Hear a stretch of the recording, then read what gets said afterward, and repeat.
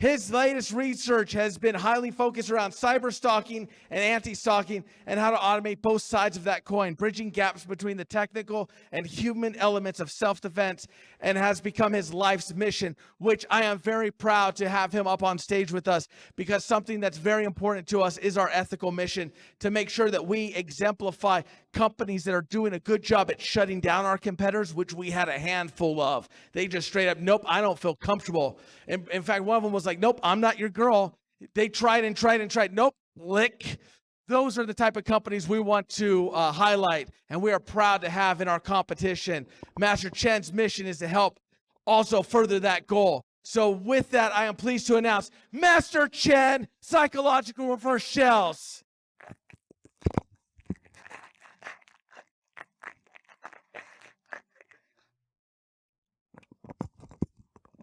Thank you very much for that introduction.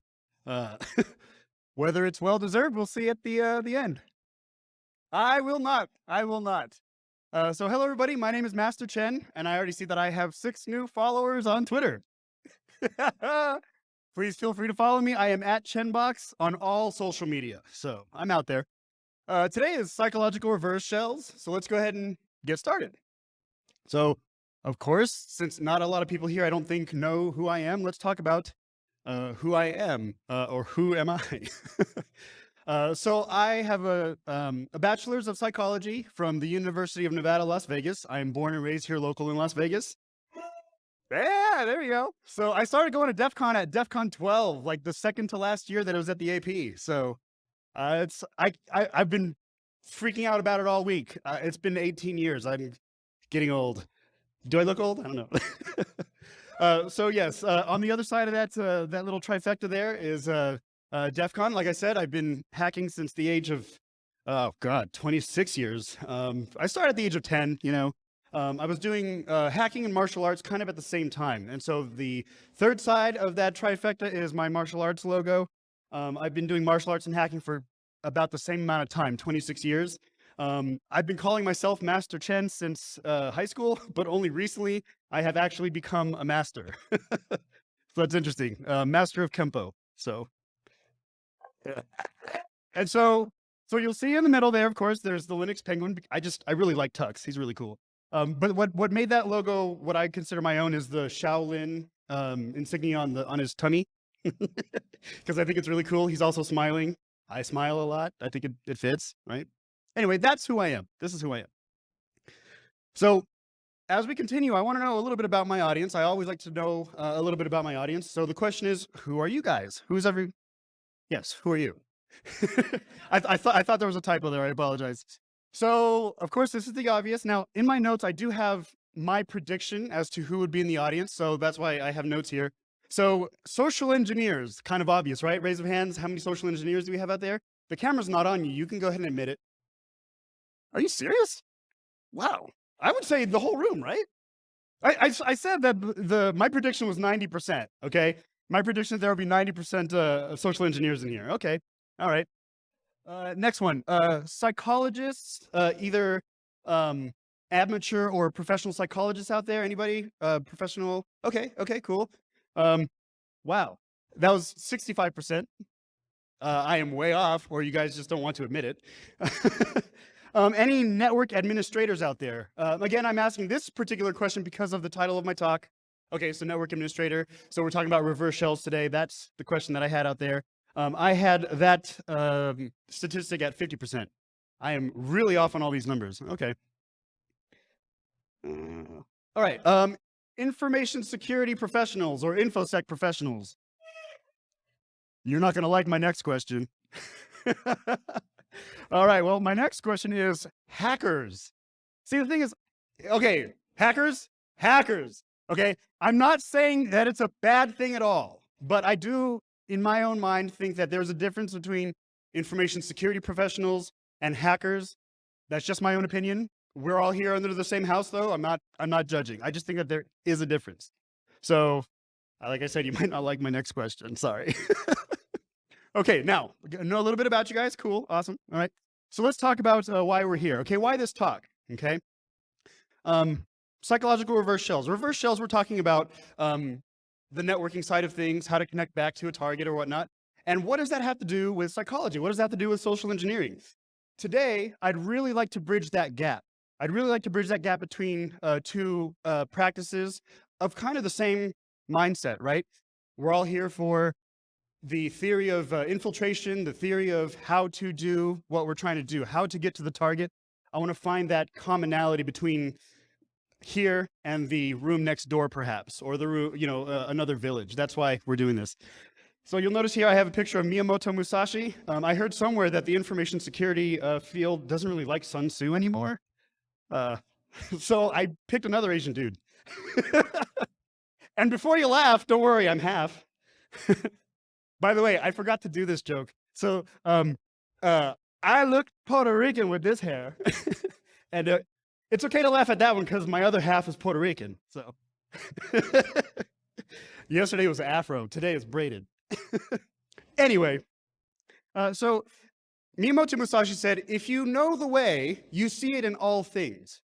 So if you're a hacker and you know the way, just the way of doing things, you can see it in social engineering, you can see it in soldering, hardware hacking, you can see it in car hacking. That's why all these villages exist, because you can see it in everything. And so what I started to see is there's network administration and infiltration here, right? Shells, reverse shells, connections, SSH, et cetera, et cetera, et cetera. And then there's social engineering. Well, what do these two have in common? More broadly, psychology, right?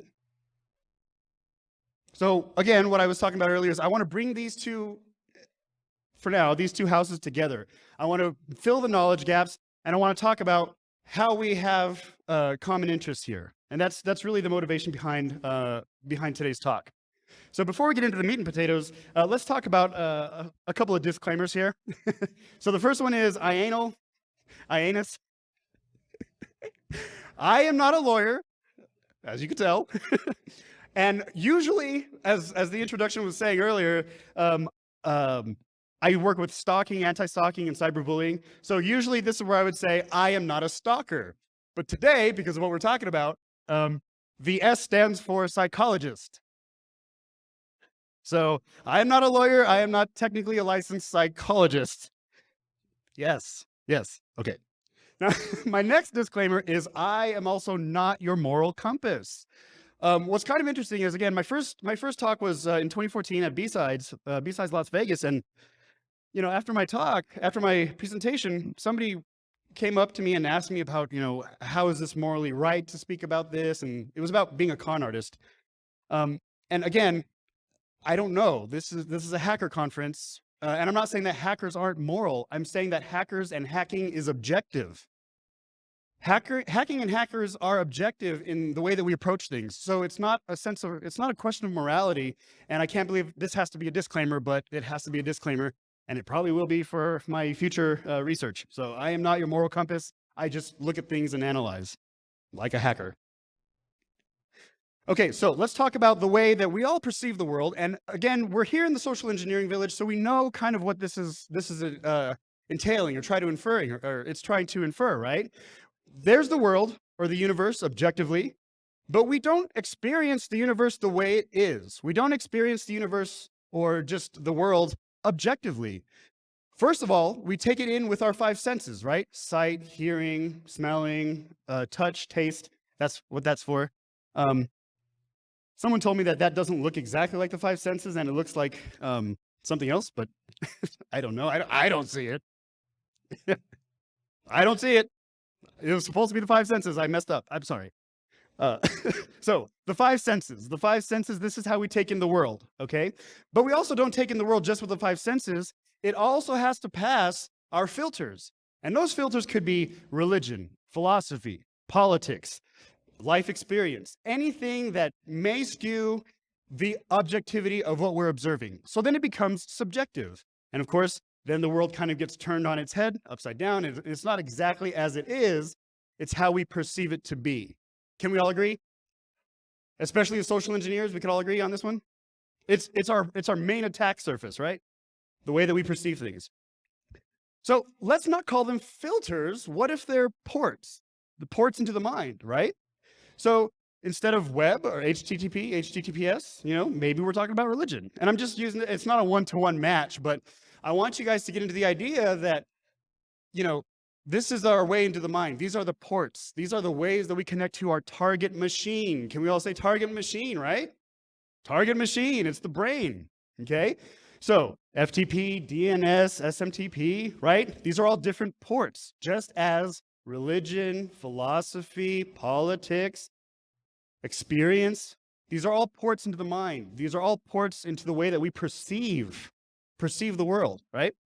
And that's what I'm trying to get at. So really quickly, let's review the network reverse shell, okay? Again, show of hands, network administrators out there, people who really deal with the network, command line, stuff like that. Okay, cool. So I'm speaking to you guys here, right?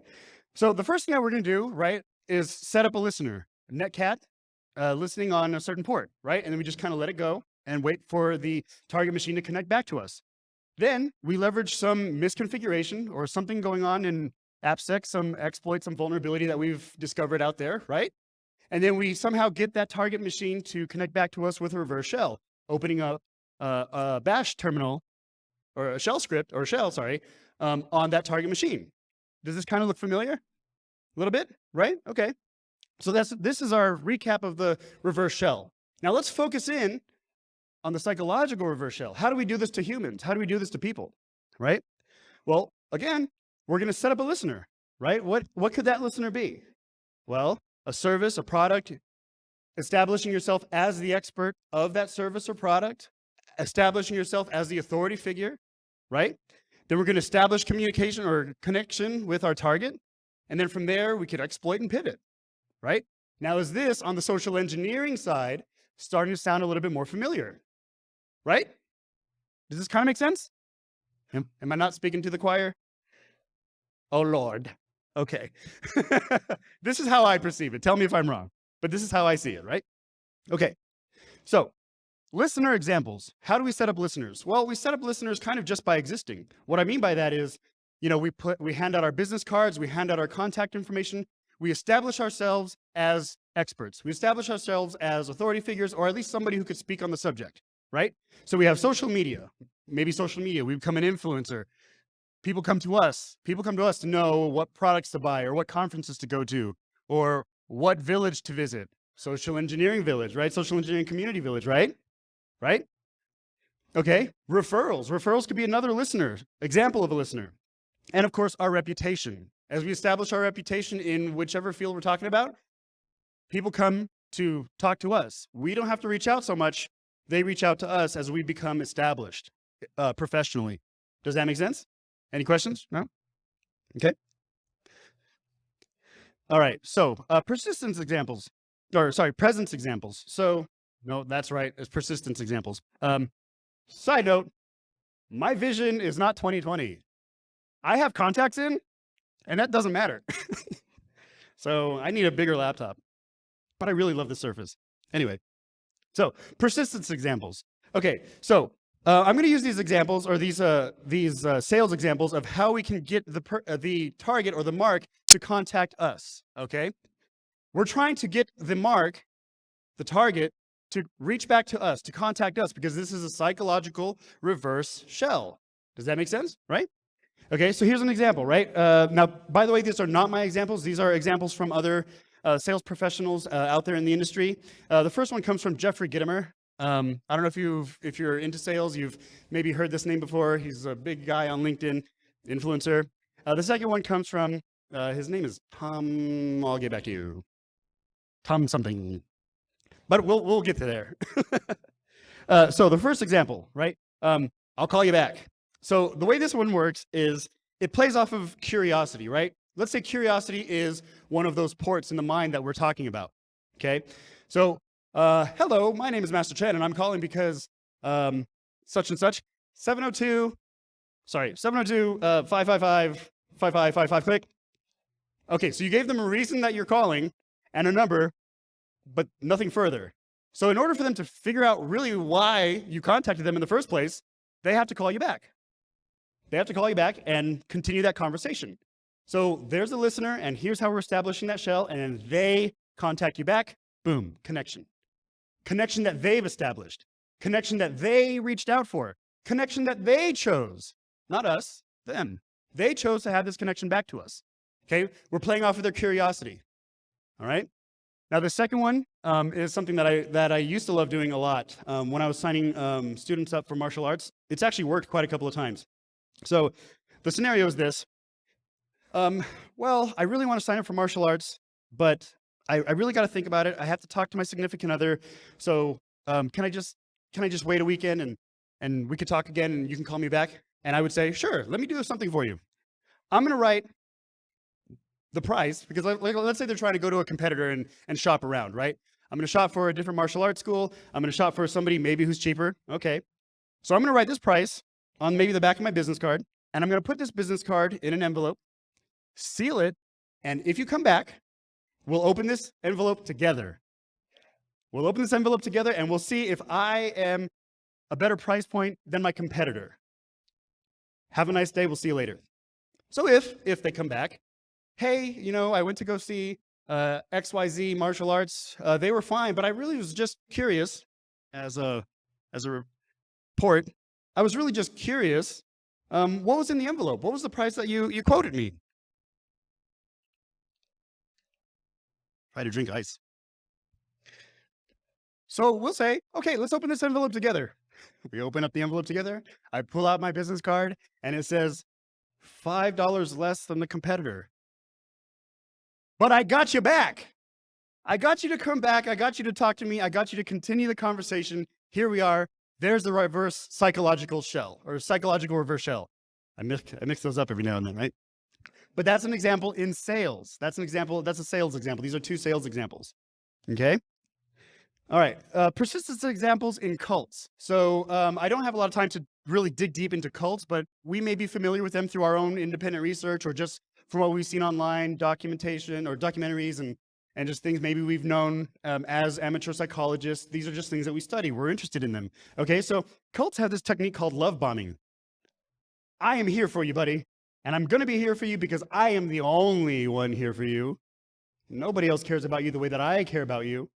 Come see me. Let's hang out. Let's have a good time.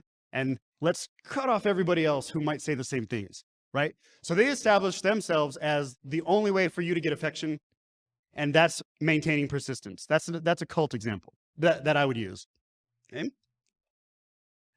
All right. So the exploit and pivot examples. Well, the biggest one that I could think of is psychics and astrology. And we're going to dig into this a little bit. If they can control the way that you think about, wait. Before I continue with this, let me ask this question. I might make some enemies today. I might lose followers. I don't know. I got 6 followers before the talk. I might lose 12 or whatever. So anybody in here believe in psychics? Okay. I lost a follower. Crap. All right. Anybody who believes in astrology? Okay. Are you a Reese's Pieces? Oh, Pisces. Okay. All right. Does anybody believe in tarot card reading? Okay. So I'm still talking to the right audience, and maybe I'm not going to lose as many followers as I thought. So again, if you consult with these individuals who believe that they have the power to see the future and that the stars are in alignment for you and your medical monetary benefit, then maybe it's a giant psychological reverse shell, because they're getting you to pay them maybe monthly, maybe weekly, to tell you that you need to meet with this person and that you'll make money on this date and so on and so forth. But as long as, hey, you have that type of connection with them, you'll be continuing to pay them money. And so they are exploiting you because of this huge gap in your mind's firewall, or this connection back out externally, reverse shell. That was my point with this example here. So I've done like a quick test case with some friends and family with this, and this was the biggest slide that I was a little bit afraid of, because somebody in the audience was a tarot card reader, and I was like, sorry. But hey man, that's just how I see the world. My world is turned upside down like the second or third slide, so this is just how I perceive it, right? So the big thing about this talk, the big thing about what we're talking about today is just I am trying to bridge the gap. I'm trying to say, okay, we have network administration here, we have psychology.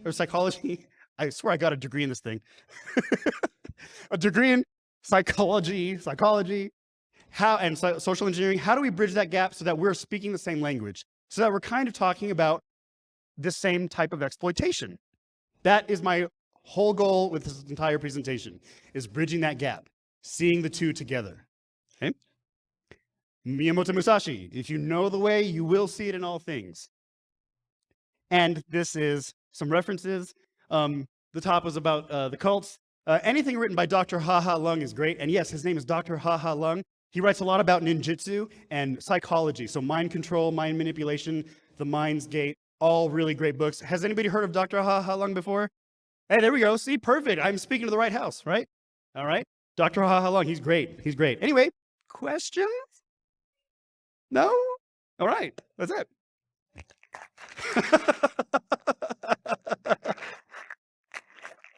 Thank you, everybody.